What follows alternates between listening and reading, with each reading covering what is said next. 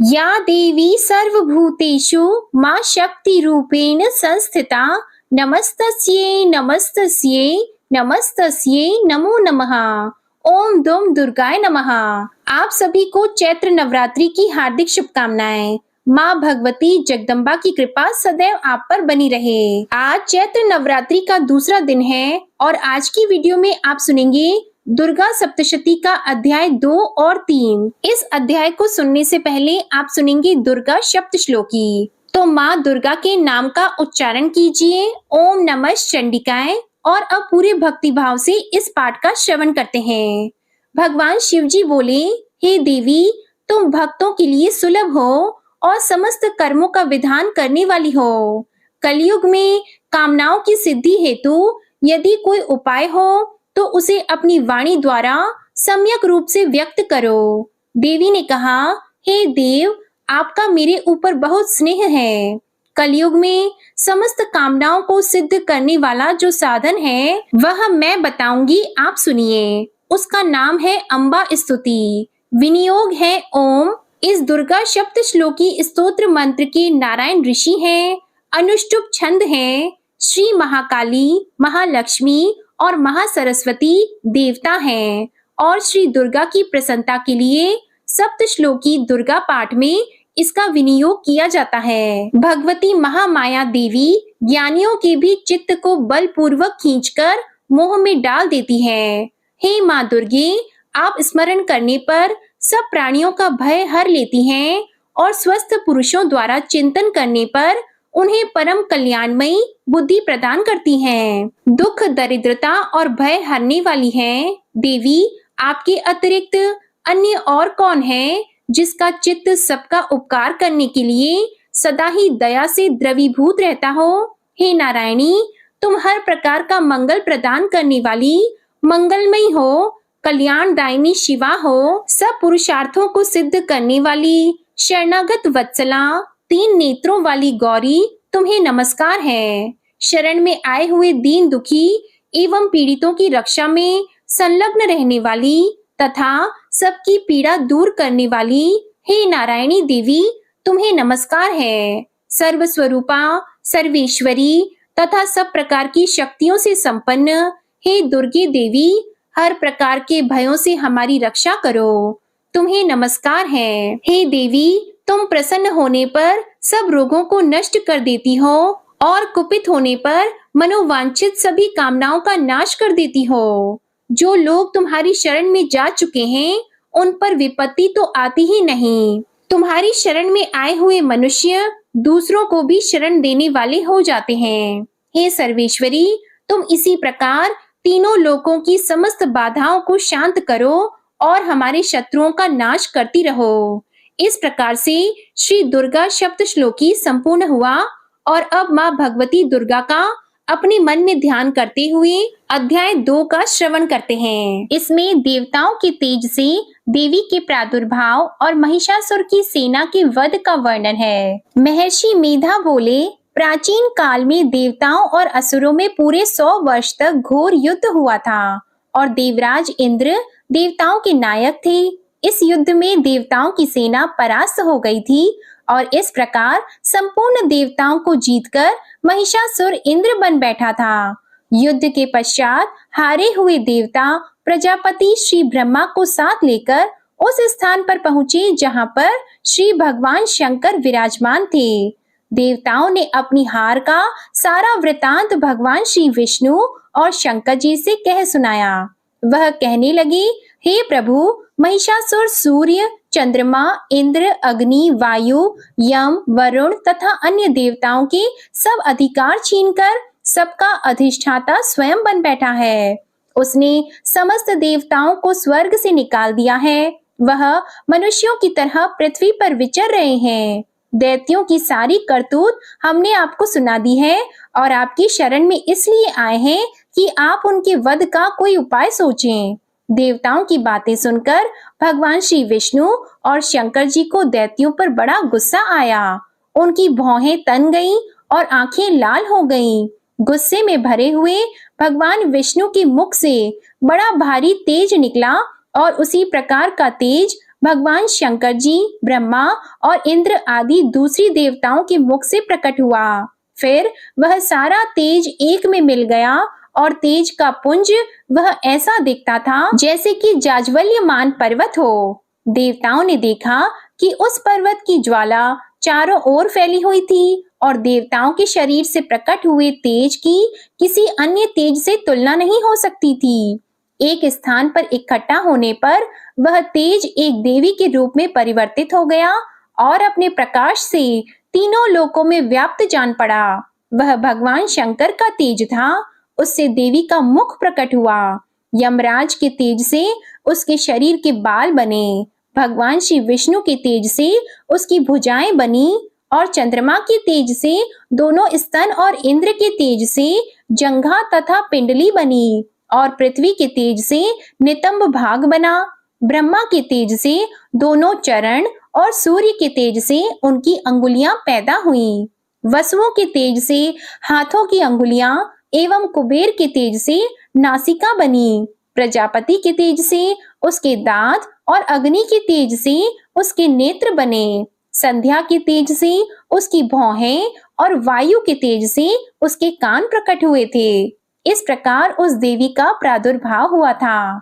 महिषासुर से पराजित देवता उस देवी को देखकर अत्यंत प्रसन्न हुए। भगवान शंकर जी ने अपने त्रिशूल से एक त्रिशूल निकालकर उस देवी को दिया और भगवान विष्णु ने अपने चक्र में से एक चक्र निकालकर उस देवी को दिया।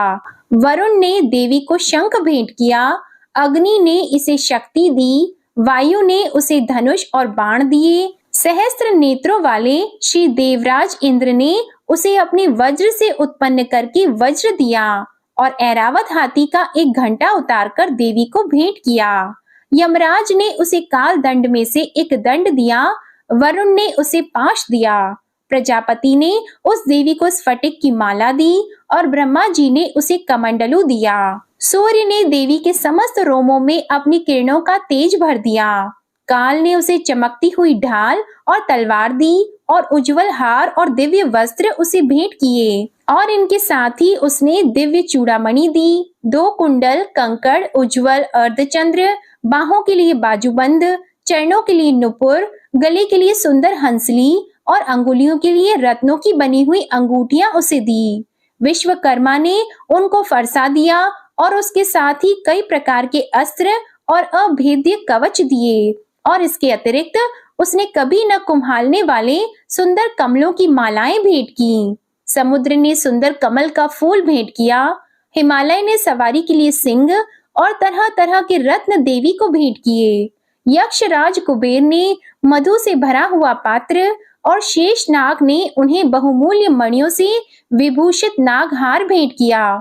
इसी तरह दूसरे देवताओं ने भी उसे आभूषण और अस्त्र देकर उसका सम्मान किया। इसके पश्चात देवी ने उच्च स्वर से गर्जना की। उसके इस भयंकर नाद से आकाश गूंज उठा। देवी का वह उच्च स्वर से किया हुआ सिंहनाद समा न सका। आकाश उनके सामने छोटा प्रतीत होने लगा। उससे बड़े जोर की प्रतिध्वनि हुई जिससे समस्त विश्व में हलचल मच गई और समुद्र कांप उठे, पृथ्वी डोलने लगी और सबके सब पर्वत हिलने लगे। देवताओं ने उस समय प्रसन्न होकर सिंह वाहिनी जगतमयी देवी से कहा, देवी तुम्हारी जय हो। इसके साथ महर्षियों ने भक्ति भाव से विनम्र होकर उनकी स्तुति की। संपूर्ण त्रिलोकी को शोक मग्न देखकर दैत्यगण अपनी सेनाओं को साथ लेकर और हथियार आदि सजाकर उठ खड़े हुए। महिषासुर के क्रोध की कोई सीमा नहीं थी। उसने क्रोध में भरकर कहा, यह सब क्या उत्पात है। फिर वह अपनी सेना के साथ उस ओर दौड़ा जिस ओर से भयंकर नाद का शब्द सुनाई दिया था और आगे पहुंचकर उसने देवी को देखा जो कि अपनी प्रभा से तीनों लोगों को प्रकाशित कर रही थी। उसके चरणों के भार से पृथ्वी दबी जा रही थी। माथे के मुकुट से आकाश में एक रेखा सी बन रही थी और उसके धनुष के टंकार से सब लोग क्षुब्ध हो रहे थे।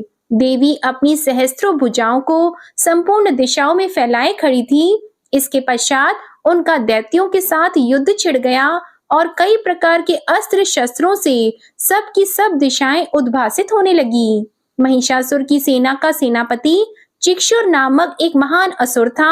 वह आगे बढ़कर देवी के साथ युद्ध करने लगा और दूसरे दैत्यों की चतुरंगिनी सेना साथ लेकर चामर भी लड़ने लगा और 60,000 महारथियों को साथ लेकर उदग्र नामक महादैत्य आकर युद्ध करने लगा और महाहनु नामक असुर 1 करोड़ रथियों को लेकर असिलोमा नामक असुर 5 करोड़ सैनिकों को साथ लेकर युद्ध करने लगा। वाशकल नामक असुर 60 लाख असुरों के साथ युद्ध में आ डटा। विडाल नामक असुर 1 करोड़ रथियों सहित लड़ने को तैयार था। इन सबके अतिरिक्त और भी हजारों असुर हाथी और घोड़े साथ लेकर लड़ने लगे और इन सब के पश्चात महिषासुर करोड़ों रथों, हाथियों और घोड़ों सहित वहां आकर देवी के साथ लड़ने लगा। सभी असुर तोमर, भिंदीपाल, शक्ति, मूसल, खड़गों, फरसों, पट्टियों के साथ रणभूमि में देवी के साथ युद्ध करने लगे। कई शक्तियां फेंकने लगे और कोई अन्य शस्त्र आदि। इसके पश्चात सब के सब दैत्य अपनी अपनी तलवारें हाथों में लेकर देवी की ओर दौड़े और उसे मार डालने का उद्योग करने लगे। मगर देवी ने क्रोध में भरकर खेल ही खेल में उनके सब अस्त्रों शस्त्रों को काट दिया। इसके पश्चात ऋषियों और देवताओं ने देवी की स्तुति आरंभ कर दी और वह प्रसन्न होकर असुरों के शरीरों पर अस्त्र शस्त्रों की वर्षा करती रहीं। देवी का वाहन भी क्रोध में भरकर दैत्य सेना में इस प्रकार विचरने लगा जैसे कि वन में दावानल फैल रहा हो। युद्ध करती हुई देवी ने क्रोध में भरकर जितने श्वासों को छोड़ा वह तुरंत ही सैकड़ों हजारों गणों के रूप में परिवर्तित हो गए। फरसे, भिंदीपाल, खड़ग और पट्टिश इत्यादि अस्त्रों के साथ दैत्यों से युद्ध करने लगे। देवी की शक्ति से बड़े हुए वह गण दैत्यों का नाश करते हुए ढोल, शंख और मृदंग आदि बजा रहे थे। फिर देवी ने त्रिशूल, गदा, शक्ति, खड़ग इत्यादि से सहस्त्रों असुरों को मार डाला। कितनों को घंटे की भयंकर आवाज से ही यमलोक पहुंचा दिया। कितने ही असुरों को उसने पास में बांधकर पृथ्वी पर धर घसीटा। कितनों को अपनी तलवार से टुकड़े टुकड़े कर दिए और कितनों को गदा की चोट से धरती पर सुला दिया। कई दैत्य मूसल की मार से घायल होकर रक्त वमन करने लगे और कई शूल से छाती फट जाने के कारण पृथ्वी पर लेट गए और कितनों की बाण से कमर टूट गई। देवताओं को पीड़ा देने वाले दैत्य कट कट कर मरने लगे। कितनों की बाहें अलग हो गईं, कितनों की ग्रीवाएं कट गईं, कितनों के सिर कटकर दूर भूमि पर लुढ़क गए, कितनों के शरीर बीच में से कट गए और कितनों की जंघाएं कट गईं और वह पृथ्वी पर गिर पड़े। कितने ही सिरों और पैरों के कटने पर भी भूमि पर से उठ खड़े हुए और शस्त्र हाथ में लेकर देवी से लड़ने लगे और कई दैत्यगण भूमि में बाजों की ध्वनि के साथ नाच रहे थे। कई असुर जिनके सिर कट चुके थे बिना सिर के धड़ से ही हाथ में शस्त्र लिए हुए लड़ रहे थे। दैत्य रह रहकर ठहरो ठहरो कहते हुए देवी को युद्ध के लिए ललकार रहे थे। जहां पर यह घोर संग्राम हुआ था वहां की भूमि रथ, हाथी, घोड़े और असुरों की लाशों से भर गई थी और असुर सेना के बीच में रक्तपात होने के कारण रुधिर की नदियां बह रही थीं। और इस तरह देवी ने असुरों की विशाल सेना को क्षण भर में इस तरह से नष्ट कर डाला जैसे तृण काष्ठ के बड़े समूह को अग्नि नष्ट कर डालती है। और देवी का सिंह भी गर्दन के बालों को हिलाता हुआ और बड़ा शब्द करता हुआ असुरों के शरीरों से मानो उनके प्राणों को ढूंढ रहा था। वहां देवी के गणों ने जब दैत्यों के साथ युद्ध किया तो देवताओं ने प्रसन्न होकर आकाश से उन पर पुष्पों की वर्षा की। जय माता दी। अब आप सुनिए श्री दुर्गा सप्तशती का अध्याय 3। इस अध्याय में सेनापतियों सहित महिषासुर के वध का वर्णन है। महर्षि मेधा ने कहा, महिषासुर की सेना नष्ट होती देखकर उस सेना का सेनापति चिक्षुर क्रोध में भरकर देवी के साथ युद्ध करने के लिए आगे बढ़ा। वह देवी पर इस प्रकार बाणों की वर्षा करने लगा मानो सुमेरु पर्वत पानी की धार बरसा रहा हो। इस प्रकार देवी ने अपने बाणों से उसके बाणों को काट डाला तथा उसके घोड़ों और सारथी को मार दिया। साथ ही उसके धनुष और उसकी अत्यंत ऊंची ध्वजा को भी काटकर नीचे गिरा दिया। उसका धनुष कट जाने के पश्चात उसके शरीर के अंगों को भी अपने बाणों से बींध दिया। धनुष, घोड़ों और सारथी के नष्ट हो जाने पर वह असुर ढाल और तलवार लेकर देवी की तरफ आया उसने अपनी तीक्ष्ण धार वाली तलवार से देवी के सिंह के मस्तक पर प्रहार किया और बड़े वेग से देवी की बाईं भुजा पर वार किया, किंतु देवी की बाईं भुजा को छूते ही उस दैत्य की तलवार टूटकर दो टुकड़े हो गई। इससे दैत्य ने क्रोध में भरकर शूल हाथ में ले लिया और उसे भद्रकाली देवी की ओर फेंका। देवी की ओर आता हुआ वह शूल आकाश से गिरते हुए सूर्य के समान प्रज्वलित हो उठा। उस शूल को अपनी ओर आते हुए देखकर देवी ने भी शूल छोड़ा और महाअसुर के शूल के 100 टुकड़े कर दिए और साथ ही महाअसुर के प्राण भी हर लिए। चिक्षुर के मरने पर देवताओं को दुख देने वाला चामर नामक दैत्य हाथी पर सवार होकर देवी से लड़ने के लिए आया और उसने आने के साथ ही शक्ति से प्रहार किया, किंतु देवी ने अपनी हुंकार से ही उसे तोड़कर पृथ्वी पर डाल दिया। शक्ति को टूटा हुआ देखकर दैत्य ने क्रोध से लाल होकर शूल को चलाया, किंतु देवी ने उसको भी काट दिया। इतने में देवी का वह सिंह उछलकर हाथी के मस्तक पर सवार हो गया और दैत्य के साथ बहुत ही तीव्र युद्ध करने लगा। फिर वह दोनों लड़ते हुए हाथी पर से पृथ्वी पर आ गिरे और दोनों बड़े क्रोध से लड़ने लगे। फिर सिंह बड़े जोर से आकाश की ओर उछला और जब पृथ्वी की ओर आया तो अपने पंजे से चामर का सिर धड़ से अलग कर दिया। क्रोध से भरी हुई देवी ने शिला और वृक्ष आदि की चोटों से उदग्र को भी मार दिया। कराल को दांतों, मुक्कों और थप्पड़ों से चूर्ण कर डाला। क्रोधित हुई देवी ने गदा के प्रहार से उद्यत दैत्य को मार गिराया। भिंदीपाल से वाष्पकल को, बाणों से ताम्र तथा अंधक को मौत के घाट उतार दिया। तीनों नेत्रों वाली परमेश्वरी ने त्रिशूल से उग्रास्य, उग्रवीर्य और महाहनु नामक राक्षसों को मार गिराया। उसने अपनी तलवार से विडाल नामक दैत्य का सिर काट डाला तथा अपने बाणों से दुर्धर और दुर्मुख राक्षसों को यमलोक को पहुंचा दिया। इस प्रकार जब महिषासुर ने देखा कि देवी ने मेरी सेना को नष्ट कर दिया है, तो वह भैंसे का रूप धारण कर देवी के गणों को दुख देने लगा। उन गणों में कितनों को उसने मुख के प्रहार से, कितनों को खुरों से, कितनों को पूंछ से, कितनों को सींगों से, बहुतों को दौड़ने के वेग से, अनेकों को सिंहनाद से, कितनों को चक्कर देकर और कितनों को श्वास वायु के झोंकों से पृथ्वी पर गिरा दिया। वह दैत्य इस प्रकार गणों की सेना को गिराकर देवी के सिंह को मारने के लिए दौड़ा। इस पर देवी को बड़ा गुस्सा आया। उधर दैत्य भी क्रोध में भरकर धरती को खुरों से खोदने लगा तथा सींगों से पर्वत को उखाड़ उखाड़ कर धरती पर फेंकने लगा और मुख से शब्द करने लगा। महिषासुर के वेग से चक्कर देने के कारण पृथ्वी क्षुब्ध होकर फटने लगी। उसकी पूंछ से टकराकर समुद्र चारों ओर फैलने लगा। हिलते हुए सींगों के आघात से मेघ खंड खंड हो गए और श्वास से आकाश में उड़ते हुए पर्वत फटने लगे। इस तरह क्रोध में भरे हुए राक्षस को देखकर चंडिका को भी क्रोध आ गया और वह उसे मारने के लिए क्रोध में भर गई। देवी ने 5 फेंक कर दैत्य को बांध लिया और उसने बंध जाने पर दैत्य का रूप त्याग दिया और सिंह का रूप बना लिया। और ज्यों ही देवी उसका सिर काटने के लिए तैयार हुई कि उसने पुरुष का रूप बना लिया, जो कि हाथ में तलवार लिए हुए था। देवी ने तुरंत ही अपने बाणों के साथ उस पुरुष को उसकी तलवार ढाल सहित बींध डाला।